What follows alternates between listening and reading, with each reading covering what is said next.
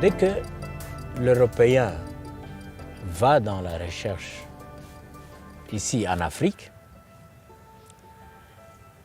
dès qu'il découvre quelque chose, alors c'est à partir de ce moment-là que vous commencez à exister. Donc ça veut dire qu'avant qu'il ne se déplace, c'est comme si vous n'existez pas du tout.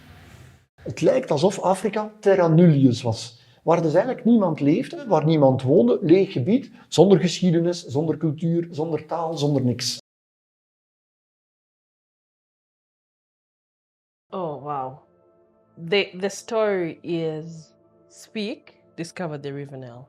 The truth is he didn't. And why do I say the truth? Because the people that lived there before. And the River Nile was there. It had a name. Naluwale, that was the name of River Nile. And Spike coming in picture, they would have actually written it off by saying the first white man to see, not to discover. Discover is another term that is very problematic when it comes to the context of who already knew that it was in existence.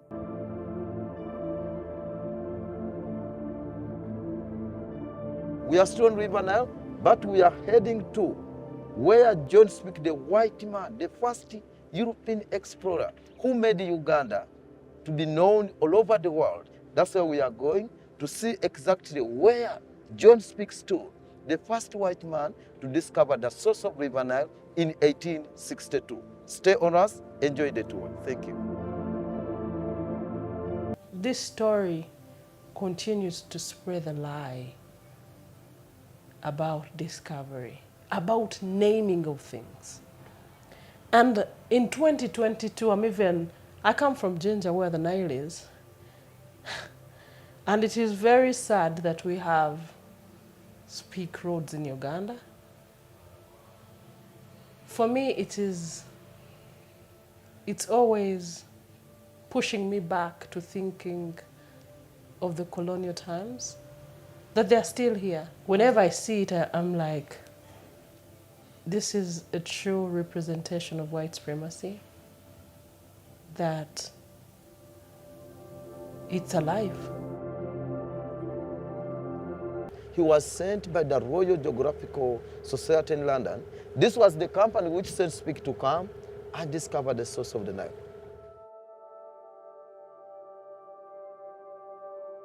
Spike came like 200 years ago. I've told you this kingdom has survived for 900 and is also there is evidence. So who discovered? Who is being fooled? Obviously, that time they had the National Geographical Society. And in this society, they had explorers coming all over Africa and taking back reports home. So they're still basing on those reports. But that is false information because they never discovered anything. They just saw. So the fact that they still have those false archives back in London, they still have to keep the status that whatever they wrote is true, but it's not true.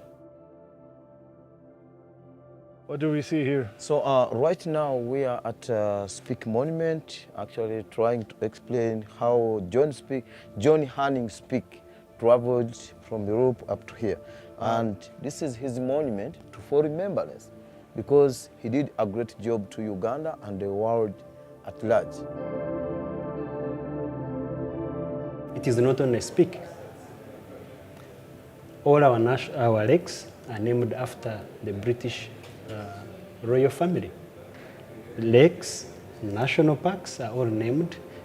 Roads on the streets of Kampala, Spike Road, Spike whatever, and you cannot change them anymore. Because by coming and providing information and helping the British government to eventually colonize and exploit, to the British government he achieved. So how do you reward him? His name, so that his name is remembered forever. But for us, our names are erased. History is written by the victor. And the victor isn't always the right person. So when you have people who come in and subjugate whole nations, either by the gun or contracts or whatever form they can use, then they have the power to create a narrative that suits them. They have the power to make you believe that Spike discovered River Nile. A river that has been in existence for God only knows how long. A river that spans multiple countries in this day and age. Right now I can show you, this is a Ugandan currency, actually to prove or to still respect what John Spike did to Uganda.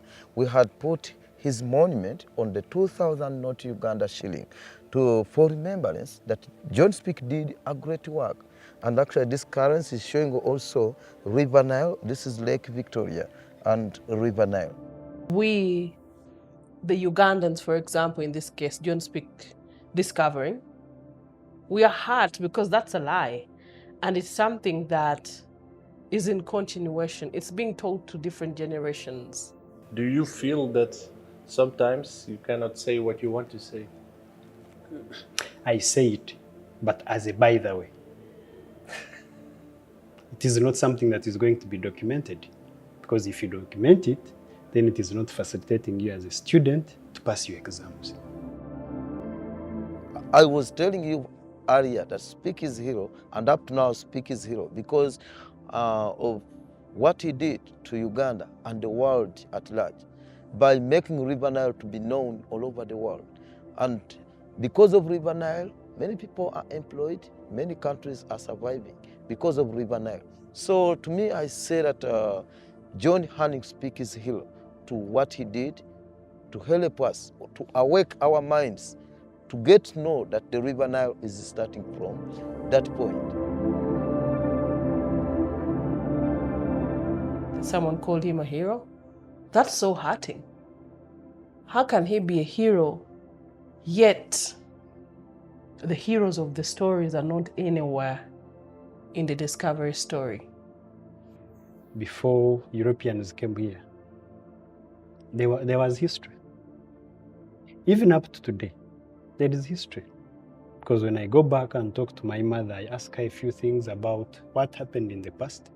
And she also tells me something that she inherited from maybe the mother or the grandmother. So that we have had that kind of history.